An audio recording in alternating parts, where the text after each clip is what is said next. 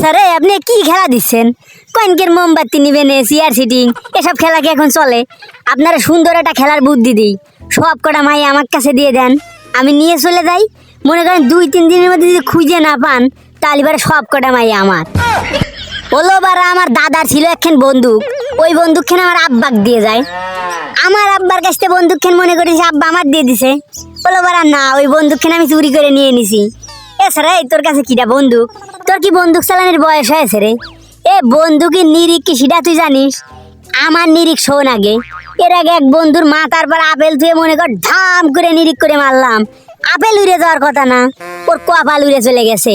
বলো পরে মনে কর পুলিশ যখন আসেছে, আইসে তোর চোখ খুঁজে পায় না, ওর চোখ বলে কোন জায়গায় পড়ছিল, কোন কাকে বলে নিয়ে উড়েল দিয়ে চলে গেছে।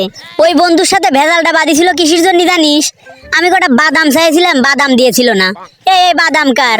আমি খাবো না, তারপর তুই আর বাদাম তোরা নিয়ে যা। আর বাদাম টাদাম নিয়ে যদি আমি কোনোভাবে রাগ করে যাই, সেটার যে বাইছে তার অধিকার নাই, সেটা ভালো করেই জানিস। এ বাদামগুলো কার ভাই? এ নিয়ে গেলাম আমি। উরি বাবা, কি রোমান্টিক মায়ের রে বাবা, ইশারা দিয়ে ডাকতেছে, মানে রোমান্স হবে। এ এ আটকা দিলি কিসের জন্য? এ তুমি দিও না গো বাসর ঘরের দরজা আটকাইয়া, আমি এনে কিন্তু বসে পড়ে দিব কান দিয়া। একবার একখান বস্তা নিয়ে যাচ্ছি বাজারে, খুব ওজন, একবার গেল পড়ি, আমি তো উঠোতে পারতেছি না। একটা লোকরে ডাক দিয়ে বললাম, এই ভাই একটু উঠে দেন। কয় পারবো না। তো বললাম, ভাই আপনার নাম কি? বলে আব্বাস।